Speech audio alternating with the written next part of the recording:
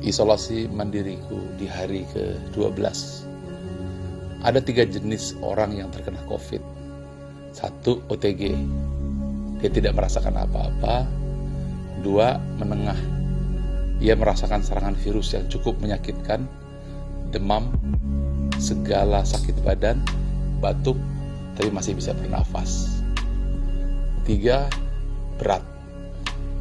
Hingga sesak nafas dan sulit untuk bernafas, sempurna sakitnya. Saya termasuk kategori yang 2 atau menengah dan menuju ke 3. Intinya, kalau kita terkena nomor 2 dan 3, maka kita tidak lagi memiliki tubuh kita. Tubuh kita sudah dimiliki sepenuhnya oleh Mr. COVID-19. Badanmu demam, matamu berkunang-kunang, kulit serasa terbakar. Intinya, badanmu dikuasai oleh COVID. Lalu apa yang kamu miliki? Bukan tubuhmu lagi, tapi jiwamu. Ya, hanya itu yang kamu bisa kendalikan. Kalau kamu gagal mengendalikan pikiran dan jiwamu, maka dirimu bisa dikatakan selesai. Atau bahkan bisa lebih buruk lagi. Lalu apa tekniknya? Izinkan saya sharing dari pengalaman saya selama saya terkena COVID-19.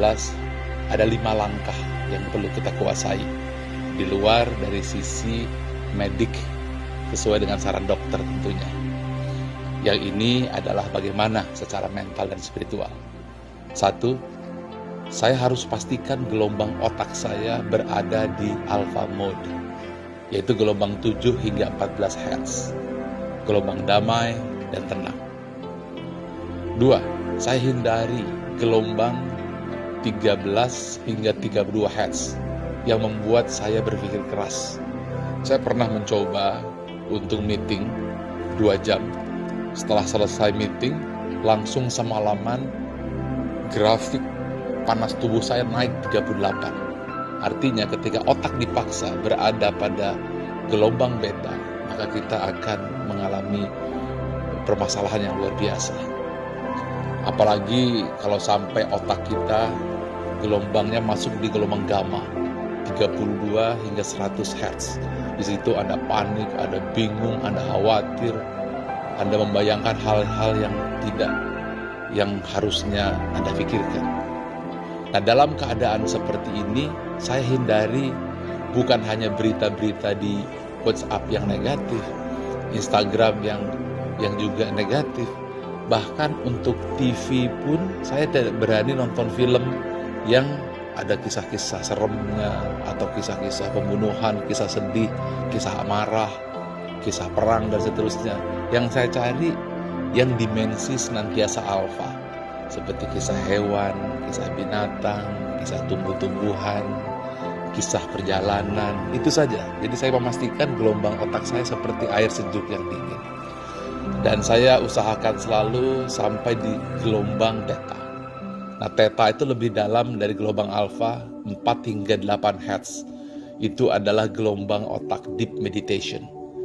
Di sini saya mulai berzikir perlahan, tafakur secara dalam, sampai diri merasa seperti hilang atau fana. Dalam bahasa gelombang otak disebut deep state. Di situ diri kita akan merasakan kebahagiaan yang tidak terperi, kedamaian yang tidak terkira.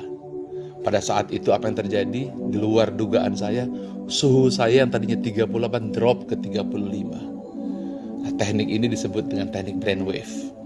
Nah, yang keempat, setelah selesai, Anda jangan diteruskan ini, tapi segera sadar Anda berwudu dan sholat di sepertiga malam.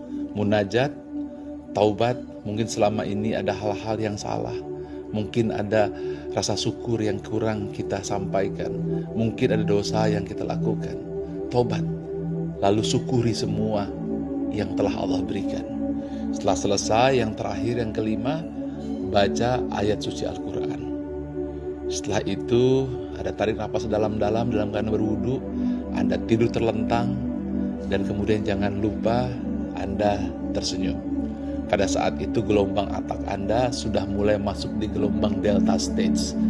yaitu 0,5 hingga 4 Hz. Nah, ini yang harus kita lakukan ketika kita terkena COVID-19 secara emosional dan spiritual. Dan jangan lupa terakhir, sebelum tidur, Anda sunggingkan senyuman, lalu Anda tatap tulisan Allah yang ada di hadapan Anda. Saya pasang sengaja di tembok tulisan Nabi Muhammad SAW. Lalu ucapkan, I love you Allah, I love you so much.